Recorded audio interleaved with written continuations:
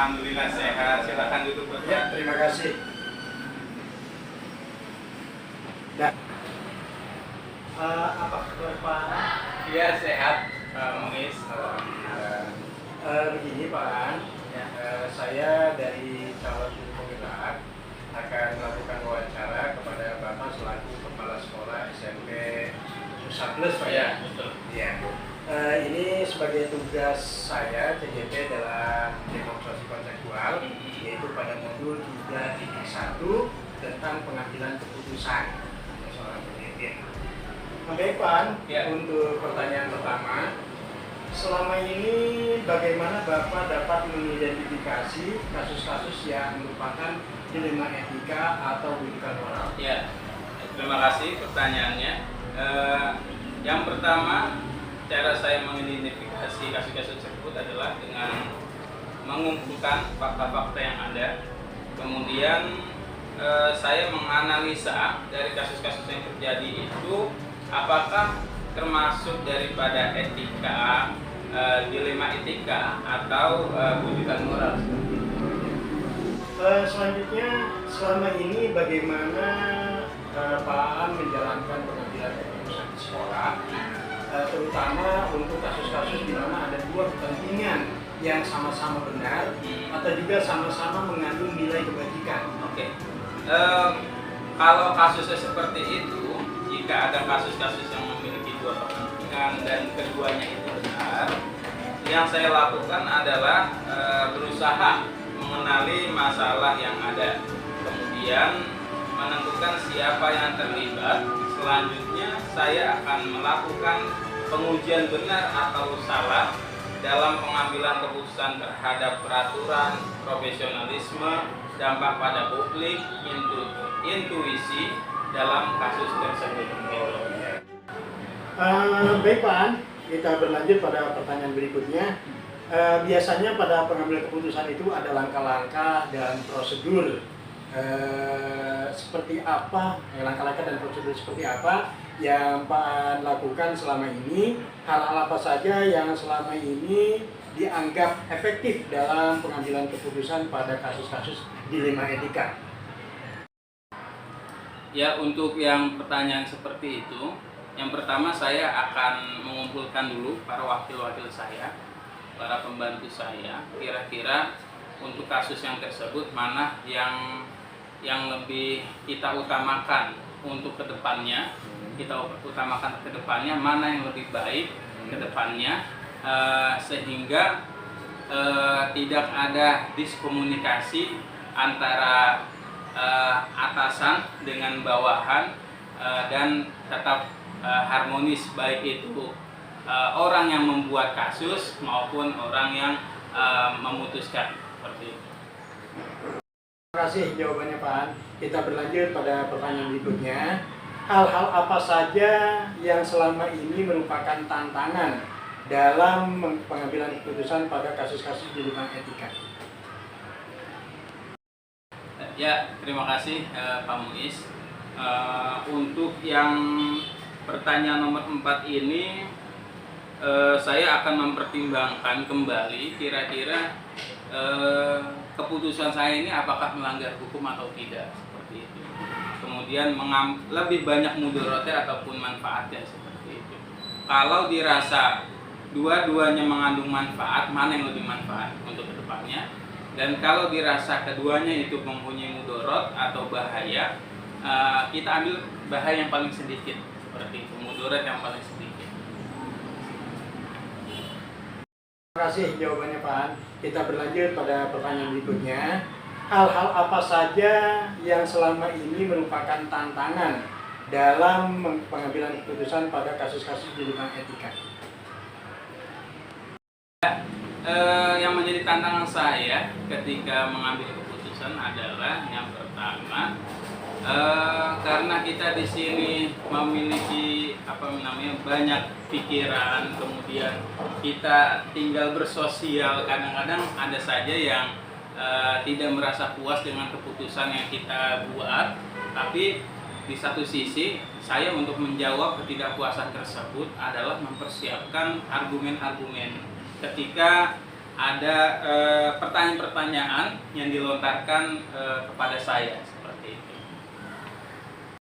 Apakah selama ini Bapak mempunyai sebuah tata kala atau jadwal dalam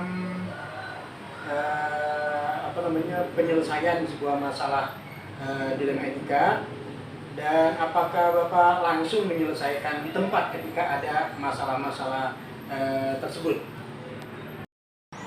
Dalam memutuskan kalau ada masalah di sekolah kami, biasanya kami ada dua opsi. Pertama, jikalau masalahnya itu masih bisa kita tunggu perkembangannya, seperti anak yang bandel dan sebagainya, kita akan mengikuti jadwal seperti di akhir semester atau pada kenaikan kelas. Kita akan lakukan koordinasi dengan wali kelas, wakil-wakil kepala sekolah, dan guru-guru lainnya untuk memutuskan masalah itu. Tapi ada juga jadwal yang kedua, ini sifatnya fleksibel. Artinya fleksibel itu ketika masalah itu terjadi, kemudian dianggap itu genting dan harus segera diselesaikan, kita tanpa mengikuti jadwal yang ada, langsung berkoordinasi dengan wakil kepala sekolah, wali kelas, dan guru-guru semua. Kita rapatkan untuk memecahkan masalah ini sehingga masalah ini cepat terselesaikan. Baik Pak, pertanyaan berikutnya, adakah seseorang atau faktor-faktor apa yang selama ini mempermudah Bapak dalam mengambil keputusan dalam kasus-kasus dilema etika? Ya, pertanyaan selanjutnya ya. Kalau untuk selama ini yang biasanya saya libatkan adalah orang-orang yang bisa membantu saya dalam memutuskan satu masalah itu. Yang pertama, tentu wakil kepala sekolah ya. Yang kedua, wali kelas karena dia tahu keadaan kelasnya.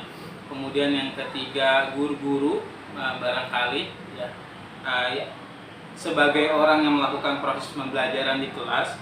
Kemudian kalau saya anggap itu masalahnya juga datang dari rumah atau memang efek daripada lingkungan masyarakat di luar sekolah, saya juga akan melibatkan komite-komite di sekolah saya, di sekolah kami, juga para orang tua yang dianggap perlu untuk dipanggil. Jadi menyesuaikan masalah yang ada.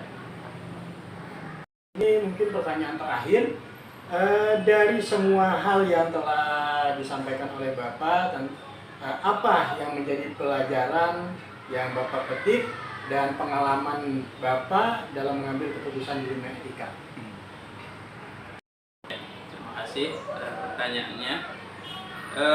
Pelajaran yang bisa saya petik dari pengambilan keputusan ini adalah yang pertama, bahwa seseorang itu terutama pemimpin di sekolah itu tidak bisa dalam beberapa hal tidak bisa memutuskan keputusannya sendiri, tapi perlu melibatkan daripada pihak-pihak lain yang ada di sekolah. Ini adalah bertujuan untuk meringankan beban daripada pemimpin itu sendiri, dan juga menghargai daripada masyarakat yang ada di sekolah maupun di luar sekolah. Dan juga untuk yang ketiga adalah agar kedepannya masalah ini menjadi semua pihak memiliki rasa tanggung jawab dalam mengurus, dalam merawat anak-anak peserta didik yang ada di sekolah maupun di luar sekolah, seperti itu. Baik Pak An, Ya. terima kasih atas segala jawaban-jawaban dari pertanyaan yang saya lontarkan. Mudah-mudahan ke depan Pak An bisa lebih dalam pengurusan permasalahan-permasalahan dari kasus-kasus dilema etika ini lebih baik lagi dan dapat membantu dalam pembelajaran dan pendidikan bagi para murid Pak. Terima kasih sekali lagi atas waktunya dan mohon maaf apabila ada kekurangan juga mungkin dapat mengganggu aktivitas Bapak dari permohonan wawancara saya ini. Ya sama-sama Pak Bugis, terima kasih juga udah datang ke sekolah kami. Terima kasih. Baik Pak, saya mohon pamit. Terima kasih banyak. Iya, sama-sama. Ya, assalamualaikum. Waalaikumsalam warahmatullahi wabarakatuh.